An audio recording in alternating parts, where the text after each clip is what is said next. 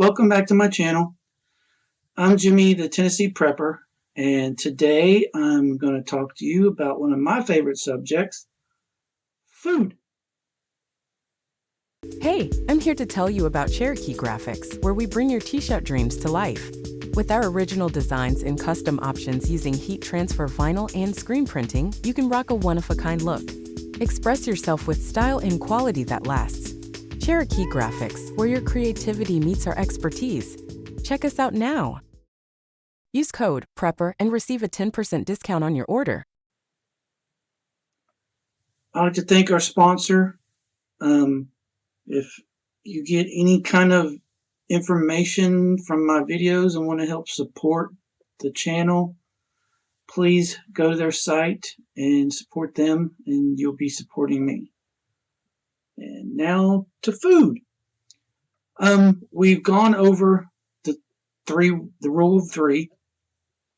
You can survive 3 minutes without air, 3 hours out in the elements without shelter, 3 days without water, and 3 weeks without food. We've already covered the water, so today I wanted to talk to you about food. Now, we first start looking into the whole prepping lifestyle. Of course, you've probably come across a lot of the companies out there that sell food like this, the survival food that has a shelf life of 25 years. A lot of people have been doing this long enough. They've got years of this stuff stockpiled, which is great. But it's just starting out. If you've got the money, great. If not, don't freak out about it. Several years ago, I bought this from a company called Patriot Pantry. At the time, they had a 2-week deal going on a 2-week supply. And I had the money, so I went ahead and purchased it. Now that company is called My Patriot Supply.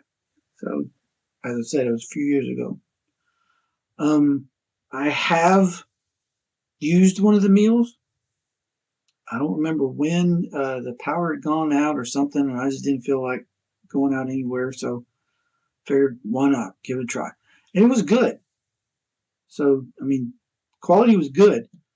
But don't think when you're starting out in prepping that you just have to go out and spend thousands of dollars on a year's supply of this kind of food.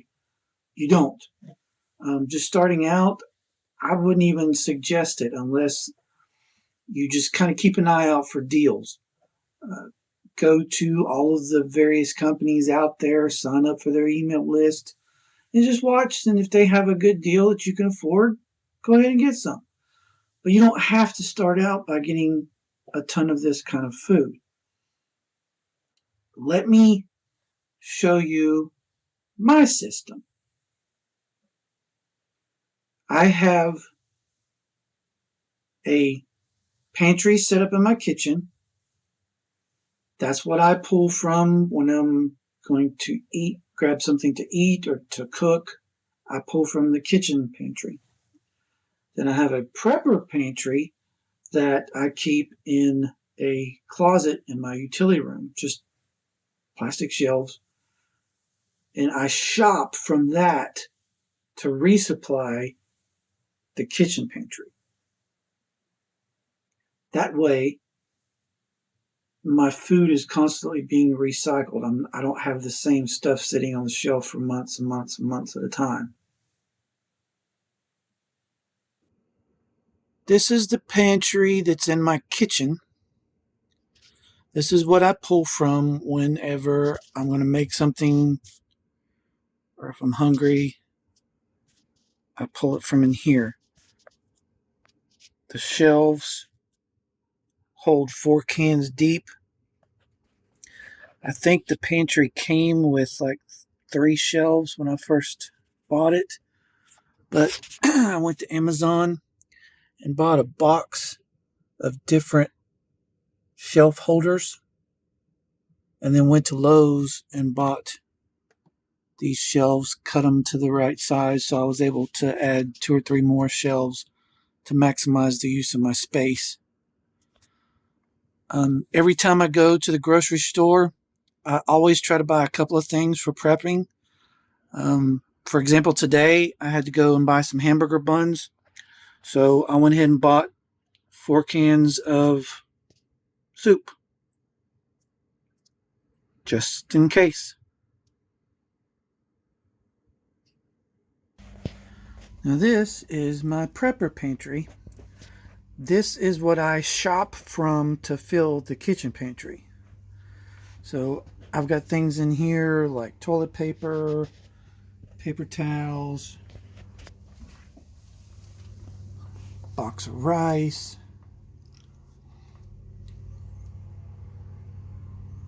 pastas,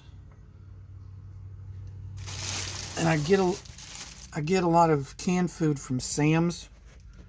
So like Sam's sells the big boxes of corn and green beans and peas. So I put the 4 in the kitchen pantry that you saw, and then I put the rest in here. I have an app on my phone that allows me to keep an inventory of everything in my prepper pantry. So as the kitchen pantry gets emptied, I shop from this pantry to fill it. When this pantry gets empty, then I go to the store to replace what's in here. So yeah, I do a lot of shopping at Sam's to get the big bulk items. The ones that Sam's don't carry, I just get from my local grocery store. Like I said, whenever I go to the store, whether it's grocery store, Walmart, whatever, I always try to pick up a couple of things for prepping. And by spreading it over time, it doesn't cost as much. It's like this pasta I got at Sam's. There's 2 boxes of elbow macaroni, 2 boxes of penne or rigatoni, and then 2 boxes of spaghetti.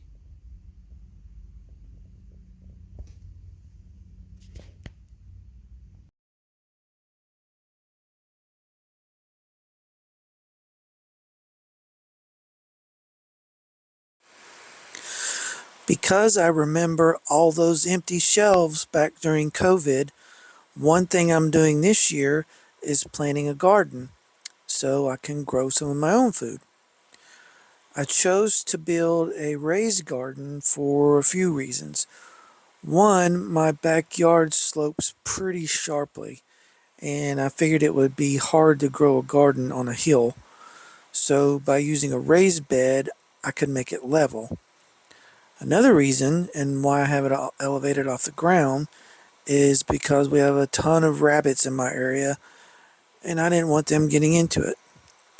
And depending on how well this goes, what I don't eat, I can always take to the farmer's market and make some extra money by selling my extra vegetables. So, in closing, like I've said before, prepping is personal. What works for me might not work for you. But don't go out and buy 50-pound bags of beans or rice or things that you or your family aren't going to eat. You're just wasting your money. By buying a few extra things whenever you go to the grocery store, over time, you'll build your stock and your supply up, and it's of things that you and your family eat. So, please like and subscribe. I thank all of you for all of your support. We're slowly growing. I thank our sponsor. I'm wearing one of their shirts today. If you like it, go get you one. But until next time, Proverbs 28:19. Let's get started.